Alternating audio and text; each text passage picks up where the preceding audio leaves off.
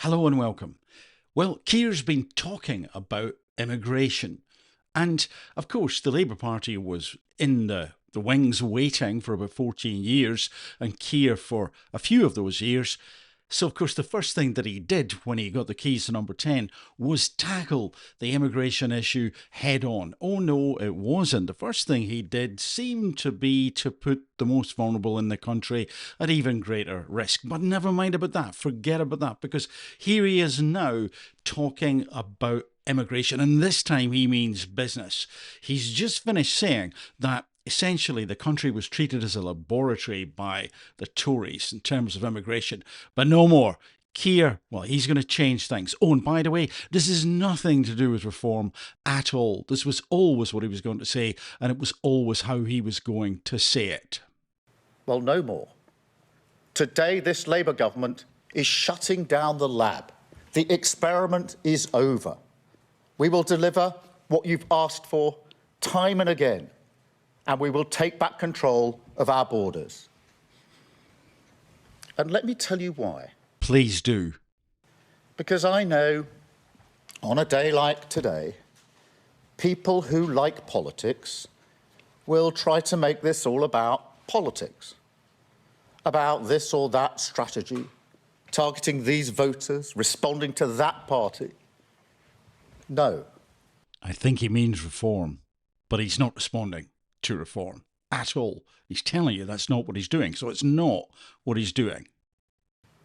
I'm doing this because it is right, because it is fair, and because it is what I believe in. Over the years, I've written a little bit about doing the right thing, and what I realised was that you've got to define it a little bit. For example, doing the right thing for the right reason. What's Keir's reason for doing this? And also doing the right thing at the right time. Why now, Keir? What's this particular timing all about? I couldn't possibly comment. Anyway, let's continue. Let me put it this way. Nations depend on rules, fair rules. Sometimes they're written down, often they're not. But either way, they give shape to our values. It's interesting that he put it that way around. Our rules shape our values. I would suggest that our values shape our rules. Because if you make up some rules or decide that these are the rules you need to follow and then insist that that's what people should value, that could constitute a little bit of coercion, couldn't it? And it would also mean that we live in a society which feels overly controlled and restrained. But it doesn't, of course.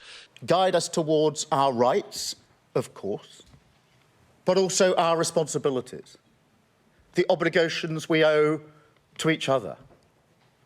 Now, in a diverse nation like ours, and I celebrate that, these rules become even more important. Without them, we risk becoming an island of strangers, not a nation that walks forward together. We risk becoming an island of strangers, not a nation who walks forward together. Oh, great. You're just getting that now? This, to me, sounds a little bit like populism. Whisper it. And I think we should have a look at one definition of populism and also a definition of the demagogue. We'll come on to that very shortly. Before we do that, let me read you out a couple of snippets from two articles that appeared in the Daily Express. Keir Starmer is a massive hypocrite for promising to take back control of migration. Take back control. We've all heard that slogan before, but not from Keir Starmer. So it came as a surprise. Did it really though? Did it? When the Prime Minister, who fought so hard to keep the UK in the EU, did he? Oh, never mind. Adopted the Brexiteer rallying cry for himself as part of his big speech on immigration. Then, different article, Keir Starmer's migration speech and two huge elephants in the room for Labour. So what the hard left of the party will make of this is anyone's guess, but I think we can see a militant-style civil war a-coming down the tracks at a rate of knots. But Starmer made all the right dog whistle noises. Make no mistake, This plan means migration will fall. That's a promise, he said. But there are two huge elephants in the room. First, we have learned a Starmer promise is a gossamer thing, likely to blow away in the wind at the first test. Absolutely. Maybe gossamer is too sturdy a material to think about in describing how promises made by Keir actually are when exposed to just simply sunlight.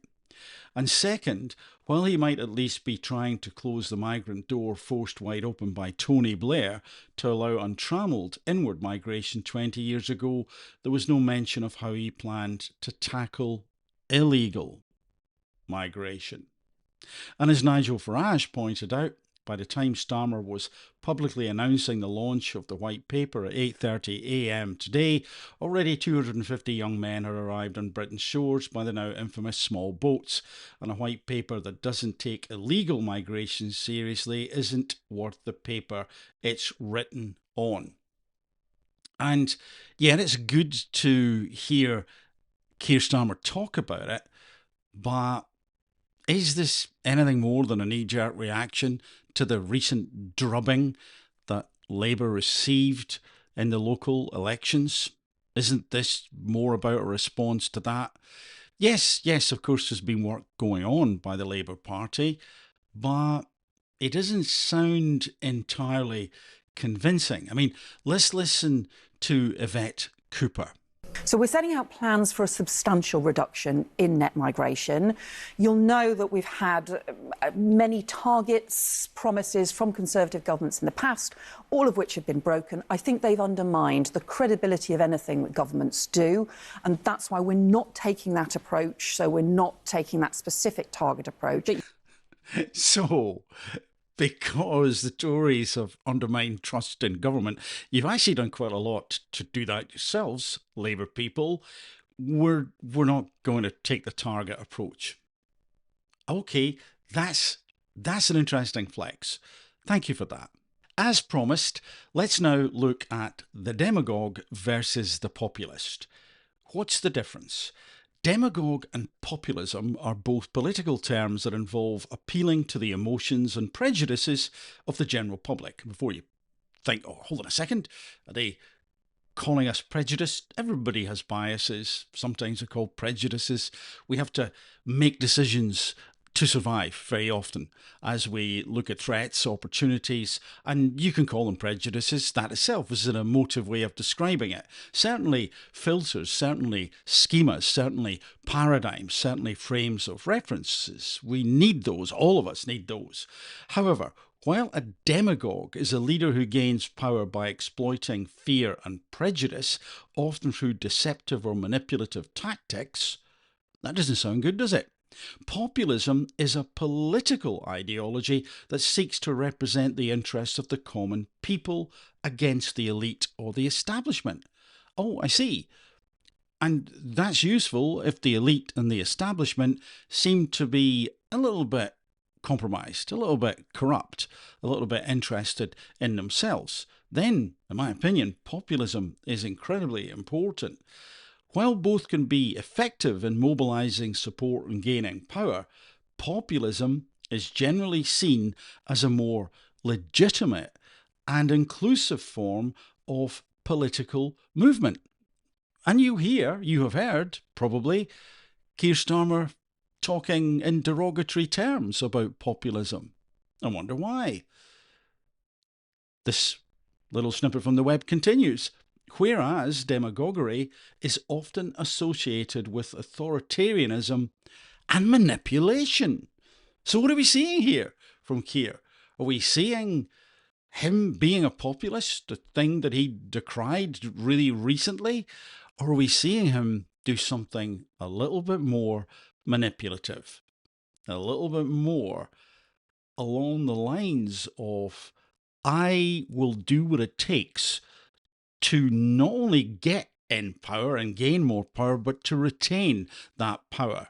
And if that means being a little bit expedient in terms of what I apparently believe right now and what my apparent values are, then I will. And that's important because I'm an authoritarian. I'm not for a second saying that's what he's doing. Absolutely not. In fact, he may be doing the exact opposite. Who knows? You decide.